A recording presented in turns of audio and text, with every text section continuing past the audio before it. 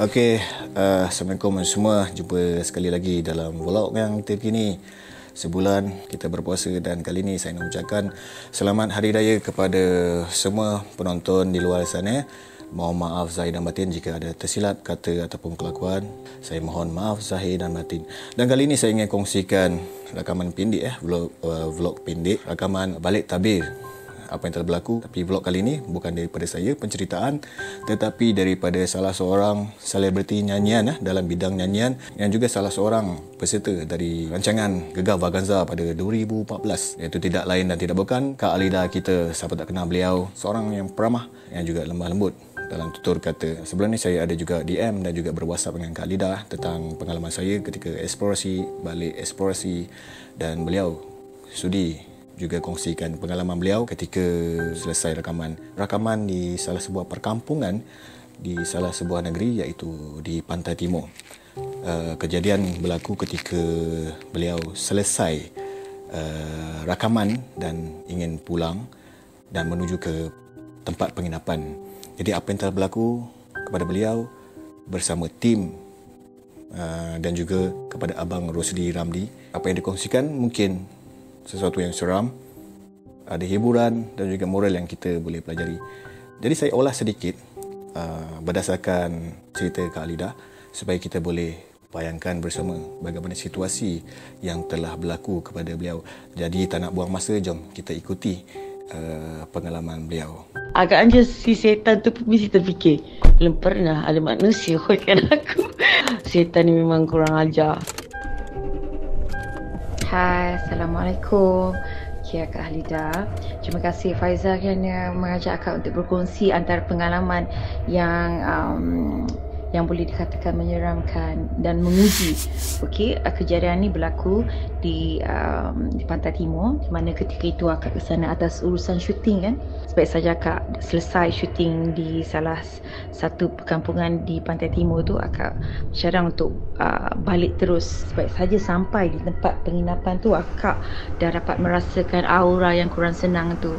Tapi pada ketika itu akak cuba bertanya kepada producer, adakah tempat tu okey ke tidak kan. So bila producer tu meyakinkan kita bahawa tempat ni okey, tak ada apa-apa, anything just inform. Okey, jadi pun kita pun mengambil pendekatan, mungkin okey lah tu kot, mungkin perasaan je kan.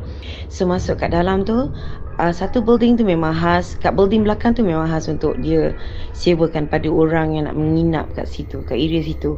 That's why masa kita orang datang tu, tim kita orang datang, tapi dia bagi kita orang dekat building yang memang dah lama tak ada orang duduk. The whole yang building tu dia 3 tingkat. Okay, memang naik tangga lah. So akak punya bilik dekat tingkat 1. So sebaik saja akak sampai di parking, terasa pula macam berat hati nak turun. Macam dah kenapa pula berat hati ni kan. Macam suasana tu macam je. Tapi nekat jugalah, nekat. So kita fikir yang positif, baca apa yang tahu, and then dengan kanan kiri dengan penuh bag, dengan baju syutingnya, sambil berjalan tu nak naik tangga tu, sampai saja di tangga tu akak dah terasa macam so ketika itu terasa pula terasa seperti apa tahu, alamak setan ni tunggu aku dekat tangga ke. Tapi waktu tu gagahkan juga dia ni, step by step, sambil tak putus-putus membaca ayat Kursi lah, 3 kulah, macam-macam lah segala ayat pun baca. Sampailah di tingkat 1 tu, pandang kanan kiri, terus cepat masuk bilik. Sebila dah masuk bilik tu macam wah lega, psikologinya macam wah selamat kan. Ketika tu kita pun duk fikir okey, yang penting sliding door tu dah di lock kan.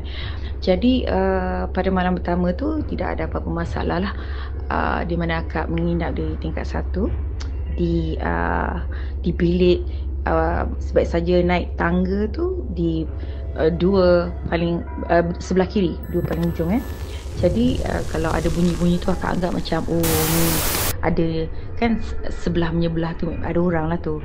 Jadi macam-macam lah, rabuk lah, apalah bunyi, adalah aktiviti-aktiviti di dalam bilik air. Tapi akak menganggap macam alah, biasalah, benda-benda biasalah yang kita dengar. So pada malam kedua tu semasa sedang tidur, itu bermulanya di mana tiba-tiba tengah tidur tu sliding door pula bergegar. Terkejut lah kita kan, sliding door tu bergegar. Jadi akak macam, alamak, ni apa hal pula ni? So kita pula cuak nak buka curtain tu macam takut. Macam berani-berani takut gitu kan. Waktu tu just nak sedarkan hati, jadi fikir, oh ni mesti musang buahan kot kan. So pada keesokannya waktu tu akan nak cuci muka. So bilik air dan juga bilik pintu bilik tu berdekatan. So tengah-tengah feeling tengok cermin nak cuci muka tu, elok je kat tengah nak cuci muka, dia pergi hentaknya pintu akak. Hentak kuat gila. Pintu masuk dengan pintu toilet tu dekat je kan. So pintu toilet masa akak nak cuci muka tu, pintu tu terbuka. So akak nak cuci muka, tiba-tiba dia hentak. Akak hoi kan dia, sekali dia hentak lagi kuat. Agaknya si setan tu pun mesti terfikir, belum pernah ada manusia hoikan aku.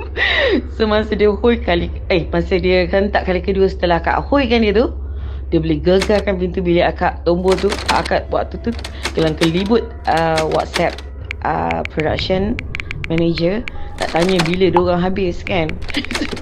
So akak cakap kat sini tak okey, kena kacau. So masa dia gegarkan tombol pintu tu, memang bergegar pintu akak. Akak dia cakap, setan ni memang kurang ajar. Waktu tu lah akak dah fikir, kalau lah tiba-tiba muncul dekat depan akak ke kat ujung kaki, memang akak terajang je Faizal. Akak dah tak peduli. Akak setan ni saja ke, dia saja nak tengok, dia nak test. Kata ini kepala betul ke tak betul kan. And for your information, akak bukanlah berani sangat, tapi akak ni hati kering. Cuma waktu tu yang akak terhoikan dia tu sebab terkejut. Orang tengah cuci muka, dia pergi hentak pintu. Mak tak terkejut. Bila akak hoikan tu memang kuat, dia hentak lagi. Maknanya cakap, alamak, manusia ni melawan. So, itu katnya dia hentak lagi tu. Nak katakan berani sangat tu tidak, tetapi akak taklah takut juga. Cuma sebab dia pun bukannya boleh buat apa pun kita, melainkan dia boleh mengganggu kita punya, dia hanya boleh mainkan kita punya emosi je kan. Cuma akak ni boleh dikatakan hati kering lah juga. Tapi memang malam tu dengan budak berlari, dengan bunyi si Kunti tu lah tiba-tiba menangis. Masa dia menangis, akak tak boleh tidur lagi. Macam, ya Allah, Kunti ni apa hal pula dia nangis waktu tu. Ya Allah, macam-macam Faizal. And banyak juga, and then macam Rusdi Ramli yang pelakon tu, pintu bilik dia pun kena gegar. He thought that akak pergi bilik dia nak minta tolong, sebab pintu dia tu digegar macam akak kena tu lah. Siapa tu Rusdi Ramli cakap, dia dengar suara perempuan. Masa dia kata perempuan, dia macam dia macam kelang kabut nak minta tolong. Tu perempuan kot. Yang okey, ada seorang lagi yang akak punya soundman kena kacau. Dia kacau tombol, dia memang main tombol pintu lah hantu ni. Dia memang tak ada kerja kot, dia memang saja-saja nak test power. So dia yang kelakar tu, dia soundman akak ni macam tahulah budak production kan. Dia kacau, dia tombol pintu tu, dia gegar kan. So soundman akak ni dia geram, dia asyik terkejut je. Dia geram, dia kata dia buka pintu last dia cakap, masuk, kau nak masuk sangat kan, kau jangan nak main pintu kau nak masuk. Lepas tu akak tanya dia, habis tu dia kacau tak? Dia cakap tak kak. Lepas tu tak ada apa-apa pula. Agaknya mungkin dia, bila dia tengok kau dah buka pintu, akak cakap kat dia, mungkin kau dah buka pintu, dia tengok, alamak, salah pintu lah, budak ni tak ada perasaan. Mungkin kot. Tapi kat situ I think memang it's not just the room, tapi pada kawasan tu lah. Akak rasa room bilik akak tu kalau tak salah tingkat 108. Tapi I think the whole building lah, area tu memang sesuatu lah, memang diganggu. Memang diganggu. Cubalah kalau misalnya boleh menginap situ, why not? Rasakan sendiri pengalaman tu. Yelah, kadang-kadang kita pun tak tahu nak cakap kan, tapi waktu tu memang akak and the whole team kena kacau lah. I think dekat situ ada kes sebenarnya pun. So inilah antara pengalaman yang agak menguji dan agak kelakar seram juga sebenarnya. Dan ini berlaku di salah satu penginapan di Pantai Timur. Mana dah tahu kot-kot ada yang pergi ke Pantai Timur, it happened that menginap di tempat yang akan masukkan itu mungkin akan mengalami experience sama. Kita mana tahu kan. Okay, so itulah antara yang tak mungkin akan lupakan. Assalamualaikum. Jadi begitulah gangguan yang telah berlaku kepada Kak Lida, tim dan juga Abang Rosli Ramli, yang sangat menarik. Dalam seram tu ada juga hiburan dan juga moral. Memang betul kata Kak Lida, makhluk-makhluk tersebut hanya ingin mengganggu kita punya emosi dan menakut-nakutkan kita. Jadi kita tak perlu takut dengan makhluk-makhluk tersebut, insya-Allah. Jadi terima kasih kepada Kak Lida, tim Kak Lida, dan juga kepada Abang Rosli Ramli. Walaupun Abang Rosli Ramli tak ada dalam video ni suara beliau, jadi Kak Lida terima kasih kerana mewakili tim Kak Lida dan juga selebriti-selebriti yang lain. Saya ucapkan ribuan terima kasih, dan terima kasih kepada semua penonton kerana sudi menonton rakaman ataupun vlog pendek kali ini daripada saya. Jadi jangan lupa teruskan stay tune dan stay safe, dan nantikan vlog akan datang tak pasti bila. Jumpa lagi dan Assalamualaikum.